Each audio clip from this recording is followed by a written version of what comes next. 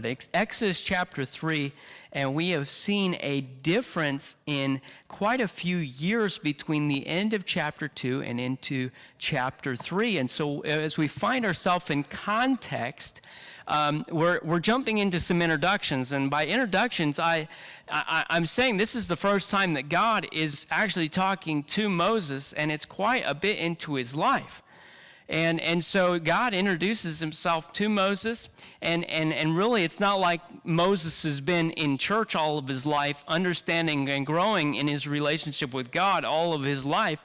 He's had a very interesting way of living and understanding of who his God is, but there might be some confusion out there, definitely due to the education that he would have gotten by the Egyptians. But again, we are jumping into some introductions. But introductions that's happened after in Exodus chapter 2, we see how these ladies that are used by God to be able to deliver the deliverer, and some of them are God-fearing and some of them are not. And God will use those who do not fear him just as much as he uses us. It's just that they are not knowledgeable of that fact, okay? We get to appreciate God using us, all right?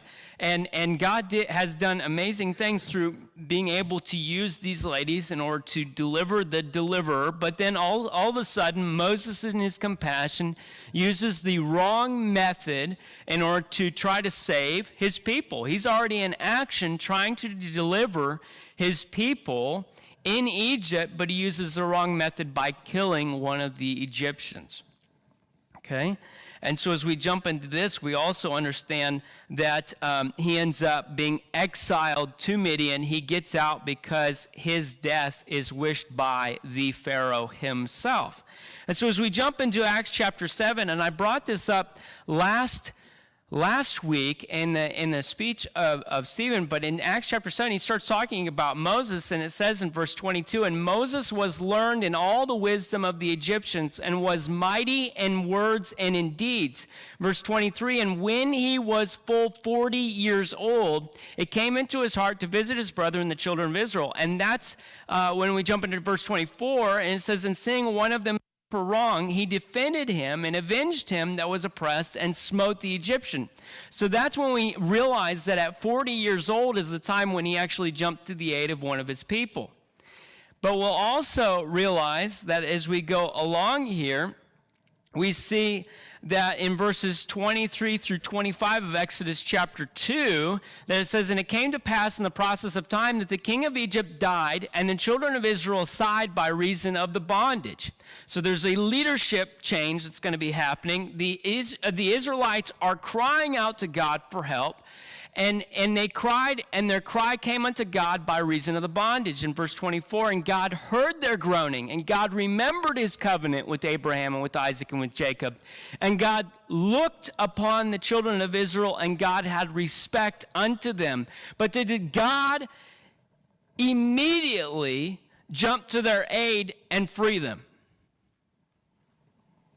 The answer is no. Because you'll actually go back to Acts chapter 7, and you'll find in verse number 29, "Then fled Moses at his saying, and was a stranger in the land of Midian, where he begat 2 sons. And when 40 years were expired, there appeared to him in the wilderness of Mount Sinai an angel of the Lord in a flame of fire in a bush." And so all of a sudden we find Moses, 40 years after he was exiled, to the point where he's at. A man who is around 80 years of age. Say, whoa. Now, some of you are around that age. Would you feel like delivering God's people at 80 years old? Any volunteers? You say, well, it's different. It's different. What's different? Is God the same God? Oh, I didn't hear you. Were you already sleeping? Is God the same God? Yeah? Does he have the same power? Does he still know what's going on? Does he still have a will that we can get involved with? Is he still involved in helping in empowering and moving his people to deliver other people? The answer is yes. So what age does he stop using us? Well, it depends on how I feel for the day, right? This is what we need to start thinking about as we jump into this. Where's our faith? How much do we truly believe in God and that he is the same God and that he still empowers and that he still knows what's going on and he still remembers his people and he's still in the job of saving and delivering his people? It might be a little bit different in how he does it, but here we go at 80 years old. There's a difference. There's a calling that's going to be happening in Moses' life. But let's go back to the Israelites who have been crying out for 40 years.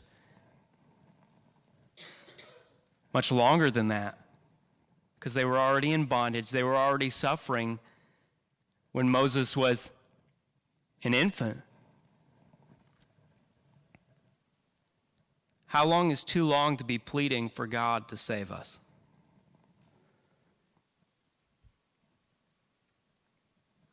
When do we give up? When do we stop praying? When do we stop begging? When do we stop crying out? See, the cries were still reaching God's ears. He's still listening.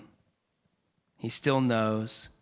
He still remembers as we jump into the introduction that's made to Moses by God. So let's jump into that first point here. We find an ordinary man living an ordinary life. An ordinary man living an ordinary life.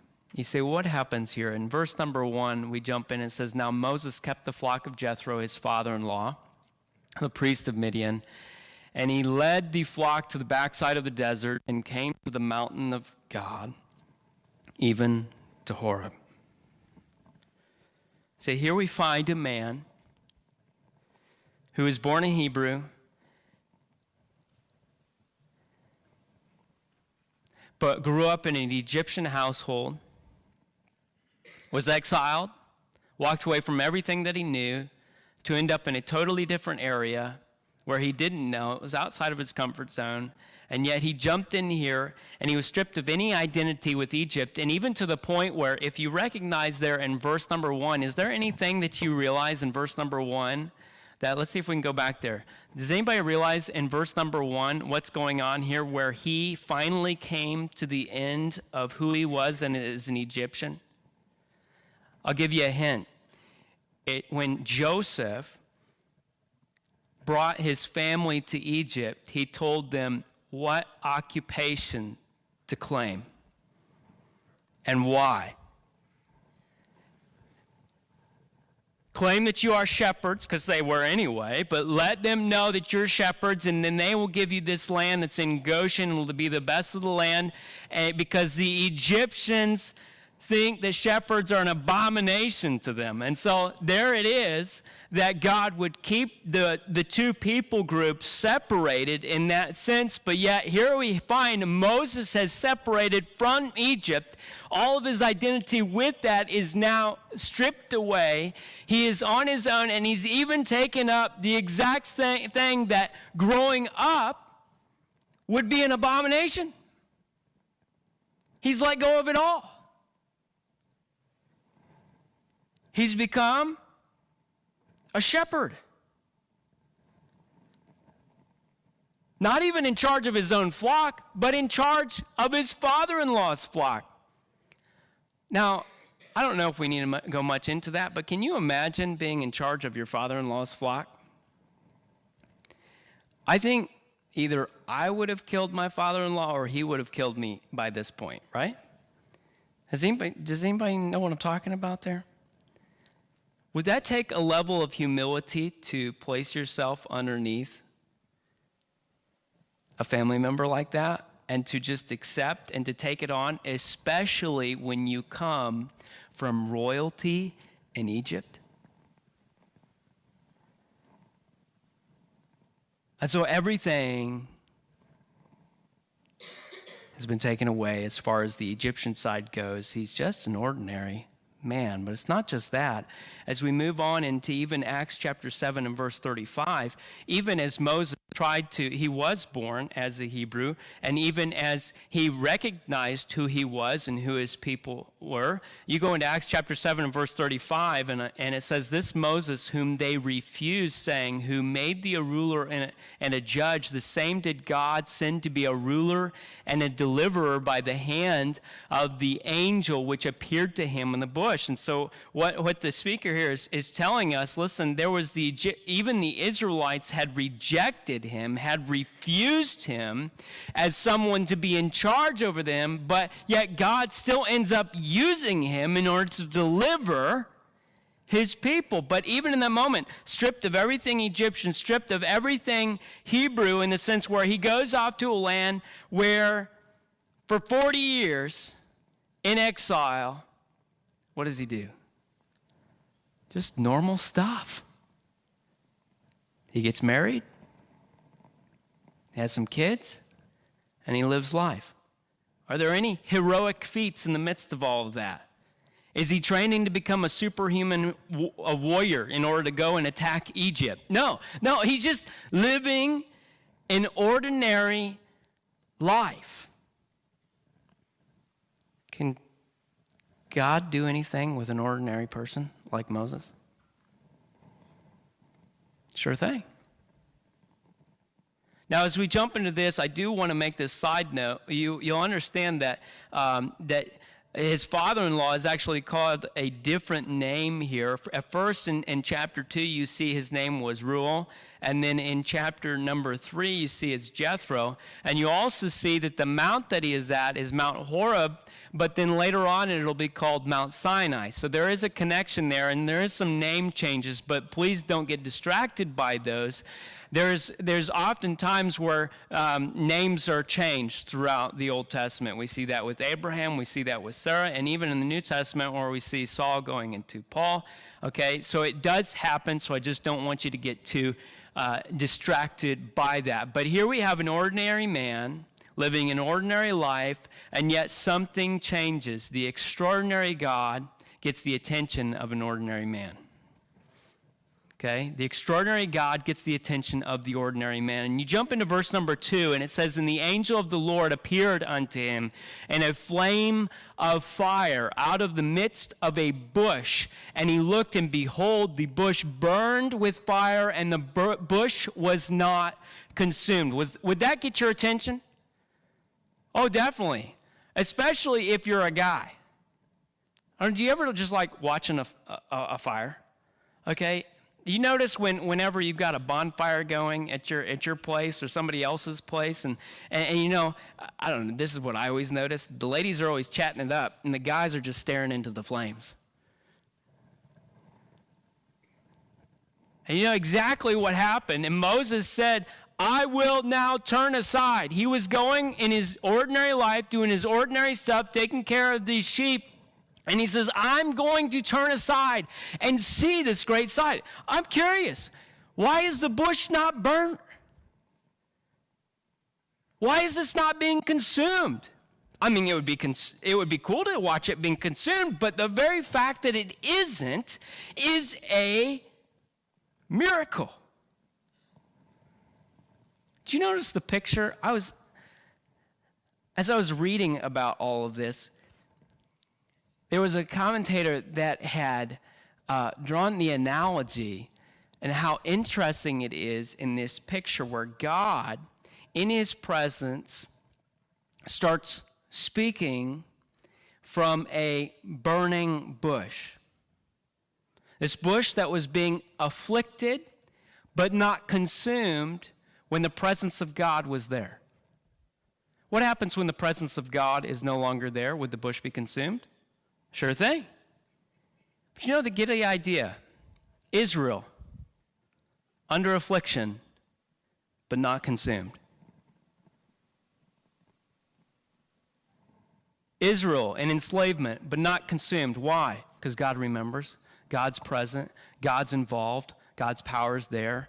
God's sustaining power is present in their lives. And so that picture just made that even more vibrant for me as I looked, and we see this miracle, but here it is that God gets the attention. You know, that's not the only time that God has shown up in a divine presence in fire. You see in chapter 19 and verse 18, it says, "And Mount Sinai was altogether on a smoke because the Lord descended upon it in fire, and the smoke thereof ascended as the smoke of a furnace, and the whole mount quaked greatly." This is the power of God on display. There are times in our lives, and as we see here, that God steps in, and in his miraculous power in ways that we do not understand fully. We just see that he's stepping in to get our attention. And this is exactly what he does with Moses, because he's just going along, is an ordinary man, an ordinary life, and yet here it is. Boom, the power of God on display. Think about that for a moment. How did he get your attention?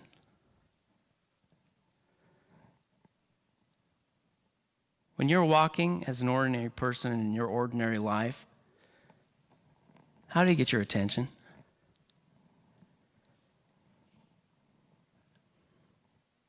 Sometimes it's through pain.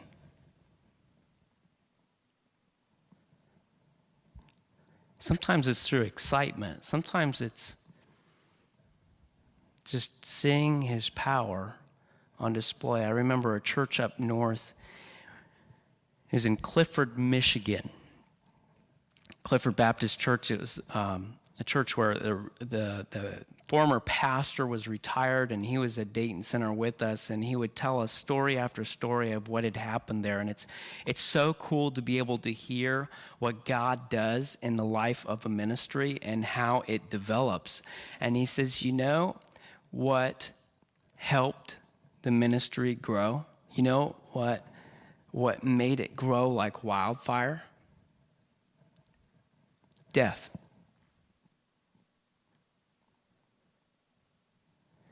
He says there was a funeral for an individual in the community, and the parents wanted nothing, the family members wanted nothing to do with Jesus. When he would come around, they would walk the other direction. I mean, they wanted nothing to do with it. And all of a sudden, a person passes away, and he preaches the message, and person after person after person after person in this family ends up getting saved. What did it take? It took the power of God on display in that moment. Even in taking, God got the attention of these individuals, and some of them are still living for his honor and glory today. What was it with you? I love hearing testimonies. There was an individual in the church, in our church up north, that she was talking about how there was this Sunday school teacher that just kept showing up at her house every single week. And they'd come in and they'd sit down, and her dad would literally turn on the TV and watch TV the entire time that this person would come and talk to them about Jesus Christ. Over and over and over. And you know what? She, as a child, decided to go and actually go to church, and she gets saved and sees the miraculous help in her life and what got her attention. And she was just amazed at the commitment that this person had in the midst of even her dad being totally disrespectful towards this individual and just watching TV, doing all these other things in the midst of it.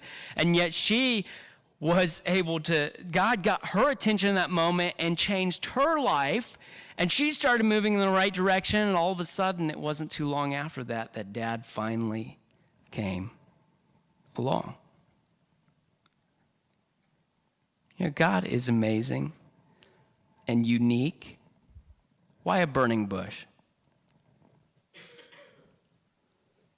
Because God's unique and amazing, and his ways are much higher than ours, and he knew how to get Moses' attention to be able to have this speech with him to be able to move forward in his plan. We move on in this last point here. The extraordinary God delivers the extraordinary mission. The extraordinary God delivers the extraordinary mission. You see here in verse number 4, and when the Lord saw that he had turned aside to see, God called unto him out of the midst of the bush and said, Moses, Moses. And he said, Here am I. Isn't that an unexpected response? Has anybody had a bush talk to you lately? Now, how many of you would respond, Here am I? What's up? Say, okay, what was in the water that I just got?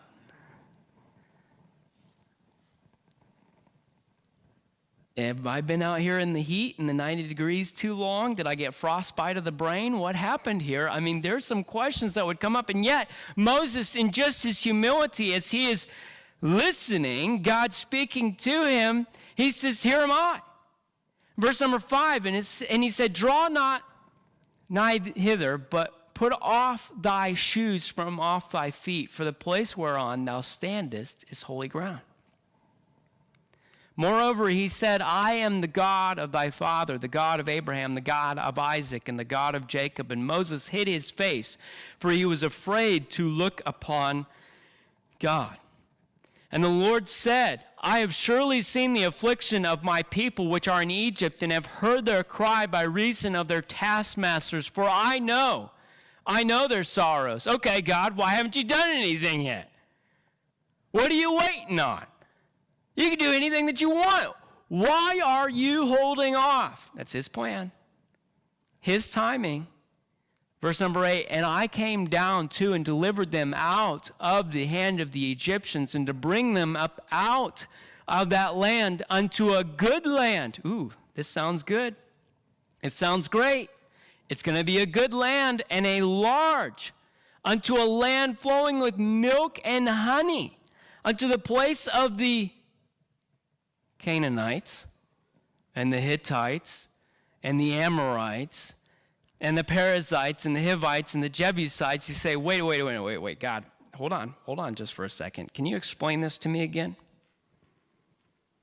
We're dealing with all these problems because we're in a land where it's controlled by someone else. We're dealing with all this enslavement in a land where it's controlled by someone else, and you want to take us to a land full of other people, and they're doing great for themselves. The land's awesome. I mean, what's going to happen there? What are you going to do there? And yet this is God's plan. This is what God is going to move forward with. And in verse number 9, now therefore, behold, the cry of the children of Israel has come unto me, and I have also seen the oppression wherewith the Egyptians oppress them. Verse 10, come now therefore, and I will send thee unto Pharaoh. Remember, ordinary man who's in charge of someone else's flock. I'm going to send you to Pharaoh, the most powerful man you've known, at least the most powerful position. I want you to go to him that thou mayest bring forth my people. If you need to underline that, highlight that, whatever you need to do to make note of that term right there, bring forth my people, the children of Israel out of Egypt. What's God doing? God knows his people. God remembers his people. God cares for his people. God knows exactly what's going on, and in his will and in this moment, he knows exactly what's going on with them, and he has a plan for them that this guy, who is just an ordinary guy, is going to go and talk to one of the most powerful people on earth and take away their workforce. Because this is God's people. Not Pharaoh's people, not Pharaoh's slaves. This is God's people because he is in control. You notice the change that's going on here? You notice maybe some of us, especially in introductions, usually you don't start off with a conversation like this. Man, I've got a mission for you. I know I just started talking to you, but I've got a mission for you. You're going to do some crazy stuff for me. How about that? Thinking, well, maybe we should get to know the guy first.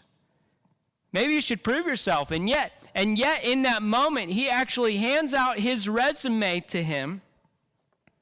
It says, listen, I am the God of who? Abraham, Isaac, Jacob. Do you know who was before that? Look at verse number 6. Remember the guy who's no longer an Egyptian, was denied by his own people? Over he said, I am the God of thy father.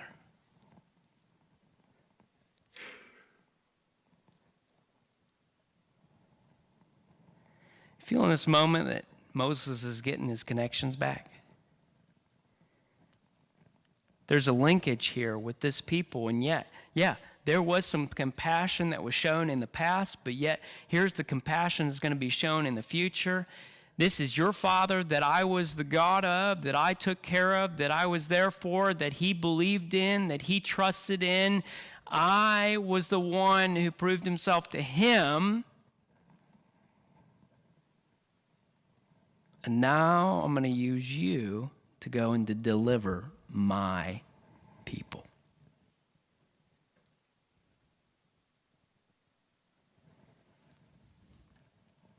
There's a couple things that we need to recognize. First of all, sometimes God's mission is overwhelming for us to comprehend. Wouldn't you agree with that?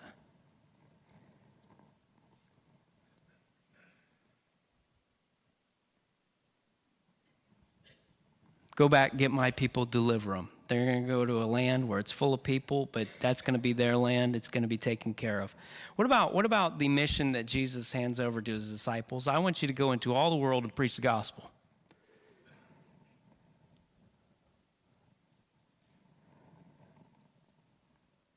Man, if I was Peter, I'd start thinking about that denial.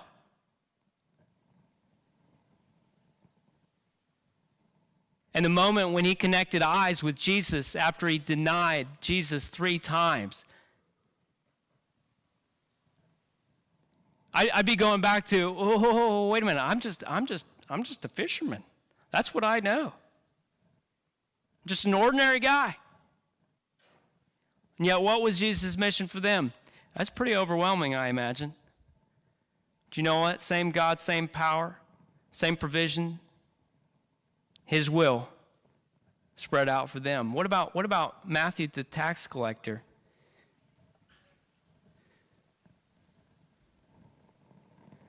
There's a lot of people that don't like me.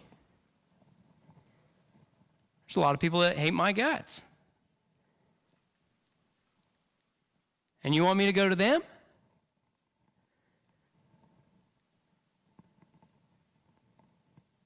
See, this happens all throughout the Bible. You see ordinary people, they've got no superhero shirt.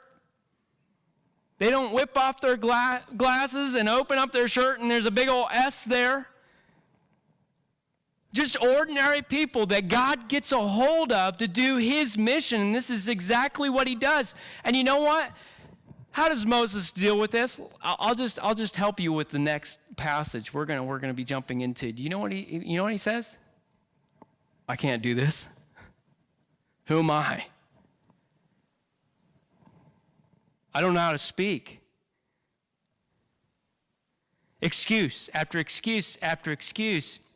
And yet what God is doing here is showing his power and showing that he can do it. And this is my people, and this is how it's going to be done. This extraordinary mission by an extraordinary God that's laying out for an ordinary man, and that's okay, and that's cool, and that's how God does it.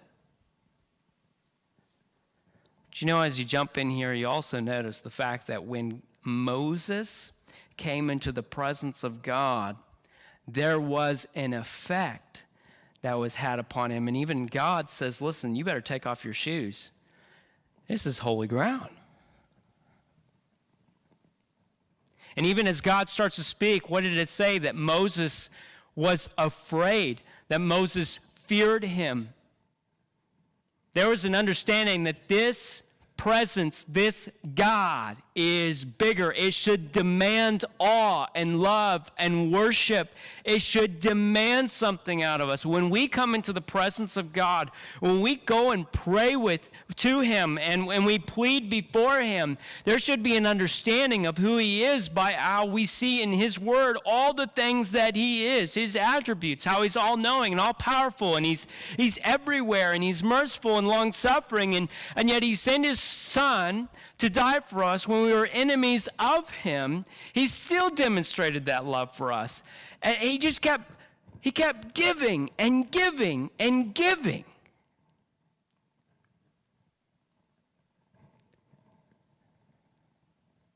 I tell you what, I'd be the first one to say that I'm not always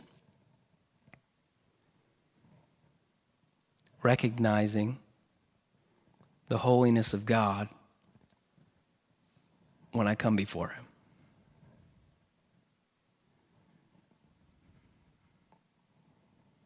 Even sometimes in worshiping together, is your mind elsewhere? Thinking on other things? Worrying about the bill you got to pay tomorrow?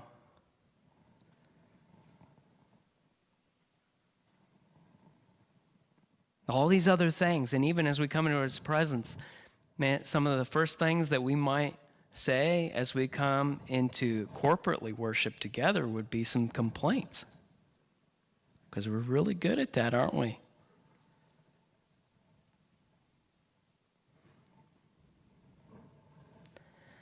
I really enjoyed singing How Great Thou Art with you all today.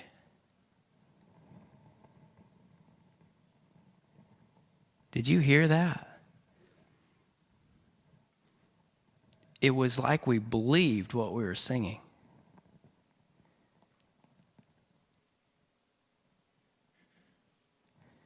Over this past weekend, we got to hear quite a few teenagers, and I don't know if you've heard it on Facebook yet, but I posted it through our Facebook page or Instagram, and just a snippet of teenagers singing to God unashamed. It was awesome. It's awesome. Why do we do it? Why do we sing? Why do we praise? Why do we worship? Why do we do all this? Because God is holy. Because he's worth it. Because he's got this. He deserves it. And so may that be an encouragement to us as we come in and we sing together, as we go off into our separate ways and we worship God throughout the week, and we come into his presence and start seeking his throne and seeking his deliverance. There should be an effect on us as we think about him, talk about him, testify of him, sing of him, pray to him.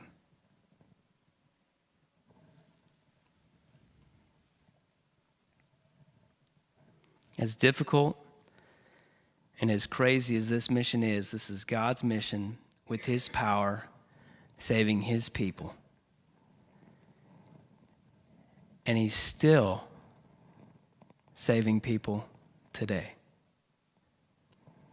And I'm thankful, I'm really thankful that at 15 years old, he got my attention.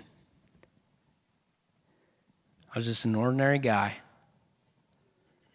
living an ordinary life.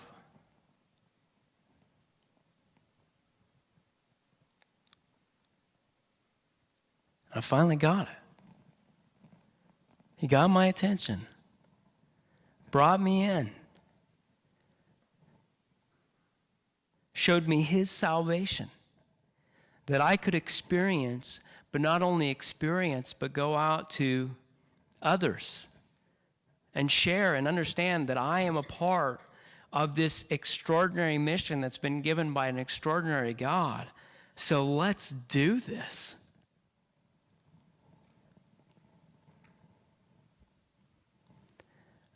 Just like Moses, who we will see next week, just like him, many of us just give excuses.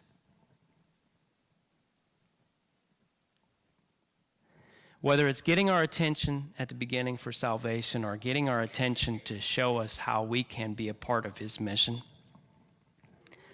Listen, we need to just stop giving excuses and understand that God is a powerful God that can use us in a mighty way, and we just need to get with the program. Let's get a part of it.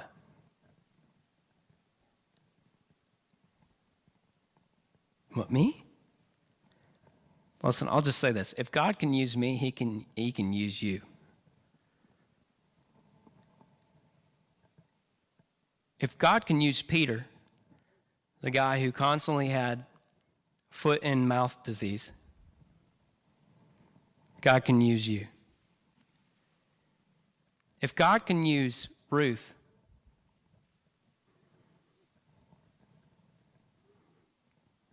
who lost her husband,